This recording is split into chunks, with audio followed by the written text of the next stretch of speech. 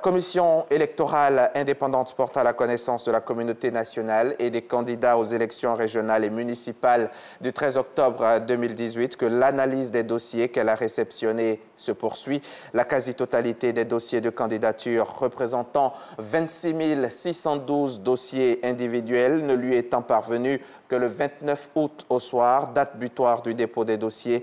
La liste des candidatures qu'elle aura retenues sera publiée le mardi 11 septembre 2018. Elle rassure la communauté nationale et les candidats que toutes les dispositions ont été prises pour la tenue effective des scrutins couplés le 13 octobre 2018, tel que fixé par le gouvernement.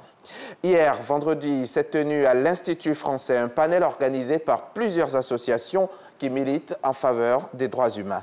Au nombre de ces associations, le MIDH, le Mouvement ivoirien des droits humains, Civis Côte d'Ivoire, Citoyens et Participation. L'objectif de ce panel, c'était d'informer, de sensibiliser les électeurs et les populations sur les objectifs de la décentralisation, le sens, bien sûr, de leur participation aux élections régionales et municipales 2018. Témoin de ce panel pour RTI 1, Herman Guivet. Contribution, questions pour compréhension, autour de sujets tels la décentralisation, le développement local, le vote utile.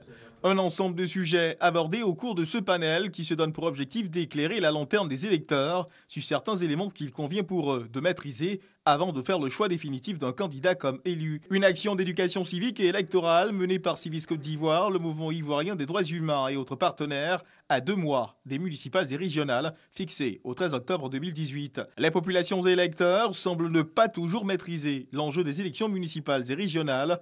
Enjeu, la cohésion sociale et le développement local. Il faut donc voter utile. Nous pensons que le citoyen qui va profiter des politiques publiques, des futurs maires et des futurs présidents des régions, doit savoir tout cela et faire le choix de développement local en disant je tourne dos aux cumulards, je tourne dos à ceux qui n'ont pas de programme de développement, je tourne dos à ceux qui n'habitent même pas dans la zone, qui ne pourront rien faire, ou alors ce citoyen qui est informé choisit quand même son père, choisit sa mère, choisit son ethnie, choisit son camp, choisit son clan, alors il est responsable du développement de sa localité. Voilà les idées que nous voulons promouvoir à travers cette activité. Les collectivités fonctionnent selon des règles qu'il faut absolument connaître avant de prétendre à leur gestion.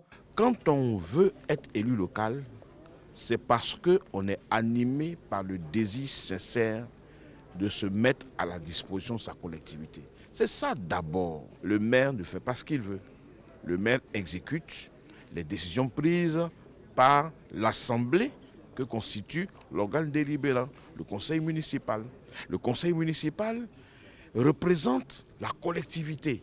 Aujourd'hui, le potentiel fiscal qu'il y a au niveau des collectivités n'est pas exploité à 100%. Ça veut dire que les collectivités doivent faire des efforts justement pour mettre en place des systèmes de collecte de leurs propres ressources pour que ces systèmes-là puissent maximiser cette collecte et mettre à leur disposition des ressources pour leur développement. Les droits socio-économiques et culturels soutiennent également le développement local et la décentralisation en Côte d'Ivoire. Pour nous, c'est de donner, d'abord, permettre à ces collectivités-là de prendre conscience qu'il existe des textes et également qu'ils ont des obligations en termes juridiques. Pendant 2 semaines, Civis Côte d'Ivoire et ses partenaires accentueront leur action de sensibilisation sur le terrain afin d'informer et motiver les populations à s'intéresser aux élections régionales et municipales et à effectuer un vote éclairé et utile pour le développement de leur localité. Les pluies diluviennes du mois de juin dernier qui se sont abattues sur le district d'Abidjan et à l'intérieur du pays ont causé plusieurs dégâts matériels et fait des victimes. Pour apporter sa compassion aux sinistrés, la CNPS, la Caisse nationale de prévoyance sociale, a fait don hier de 50 millions de francs CFA au Fonds de la solidarité. Et elle était présente sur place, Grace Kando. 50 millions de francs CFA remis au Fonds de solidarité du ministère de la Solidarité, de la cohésion sociale et de la lutte contre la pauvreté par la Caisse nationale de prévoyance sociale CNPS. Ce don est destiné aux victimes des inondations du mois de juin. Chaque fois qu'il y a ce genre d'événement dramatique en Côte d'Ivoire, la CNPS intervient pour aider le gouvernement à venir en aide aux personnes qui ont été sinistrées à l'occasion des dernières pluies. Nous invitons d'autres entreprises à emboîter le pas. Les récentes pluies diluviennes, il faut le rappeler, ont fait 22 morts et 2848 familles sinistrées. Ce geste de la CNPS vient accompagner les initiatives déjà prises par le gouvernement. C'est 50 millions qui sont offerts au Fonds national de solidarité et donc c'est cet argent qui permet, en plus d'autres dons que nous avons reçus, de venir en aide à ces personnes, de porter assistance à ces personnes ou à bien d'autres.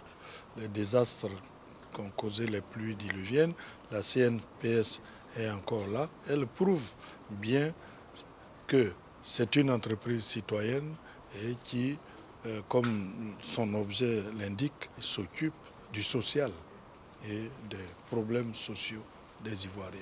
La Caisse nationale de prévoyance sociale n'est pas à son premier geste.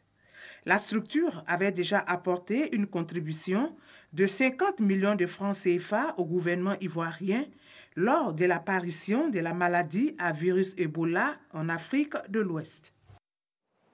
Parlons à présent Ivoironie. Emmanuel Toby est poète et enseignant-chercheur. Il fait la promotion de son concept Ivoironie.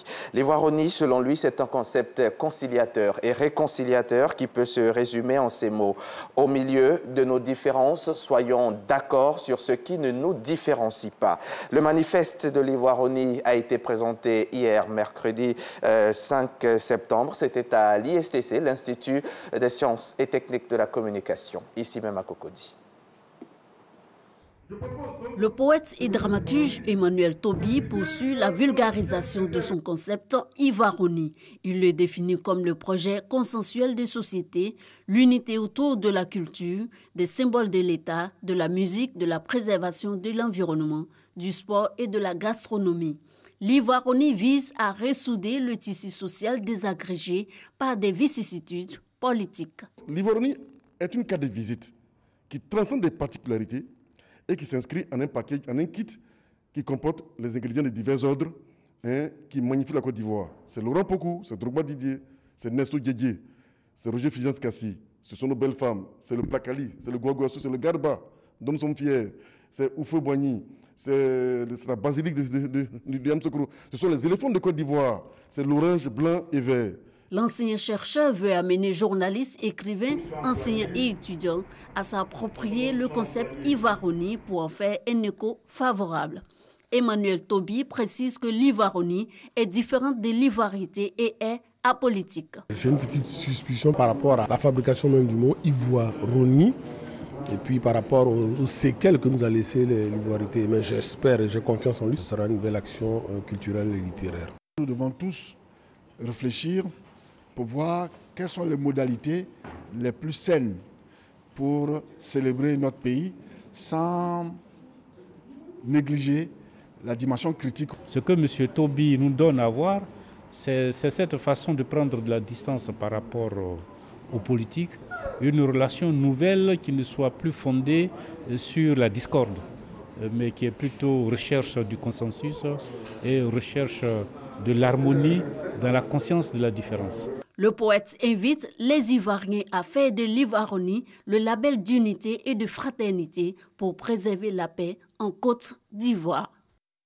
Direction l'Algérie. Dans l'aile des maladies infectieuses de l'hôpital de Boufarik au sud d'Alger, où sont isolés les malades du choléra. Le choléra donc réapparu début août en Algérie. Les patients du rez-de-chaussée sont les plus chanceux car ils peuvent échanger avec leurs proches à travers leurs fenêtres. On en parle avec Alexis Ouedraogo. L'accès au service des maladies infectieuses de l'hôpital Boufarik n'est autorisé qu'au seul personnel. Les visites aux 91 malades qui y sont placés en quarantaine sont formellement interdites. Chaque jour, des proches viennent pourtant tenter depuis la cour d'apercevoir un patient. Cela fait 10 jours que je suis ici. J'ai envie de rendre visite à ma mère, mais il ne me laisse pas accéder au service. Je suis fatigué et je ne suis vraiment pas bien moralement. Les malades les mieux portants quittent leur lit pour rejoindre les fenêtres. Ceux du premier étage échangent par des gestes ou en criant. Ça fait presque un mois que nous sommes ici et que nous attendons des nouvelles des médecins. C'est pénible sous le soleil. On a même passé la fête de l'Aïd ici.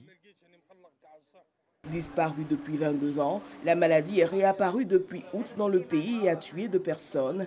Les malades arrivant à l'hôpital avec des diarrhées aiguës et vomissements sont immédiatement placés à l'isolement. Les prélèvements envoyés à l'Institut Pasteur d'Algérie pour confirmer ou non la présence du virulent du choléra. Le choléra, c'est rien du tout. Le gène, il est vulnérable et par un simple geste, on peut l'éliminer. Il est trop sensible à la propreté.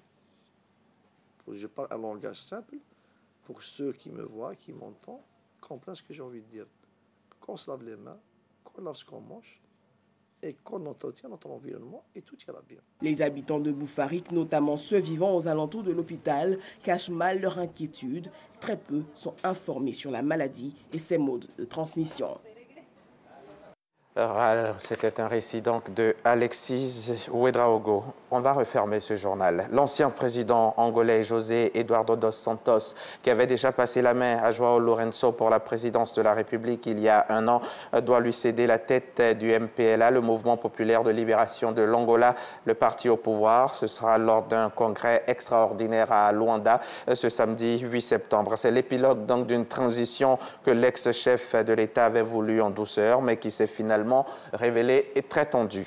Et puis l'ancien président américain se lance dans la campagne des élections de mi-mandat, pas comme candidat, mais Barack Obama est arrivé pour mobiliser l'électorat démocrate. Il a tenu hier, vendredi 7 septembre, son premier grand discours politique depuis sa sortie de la Maison-Blanche. L'ex-chef d'État se rend ce samedi en Californie avant de poursuivre ensuite sa campagne de mobilisation dans le reste des États-Unis. Et pour son premier discours, le 44e président des États-Unis a étrillé son successeur, Donald Trump. C'est la fin de ce journal. Merci de l'avoir suivi. Bonne suite des programmes sur la chaîne qui rassemble.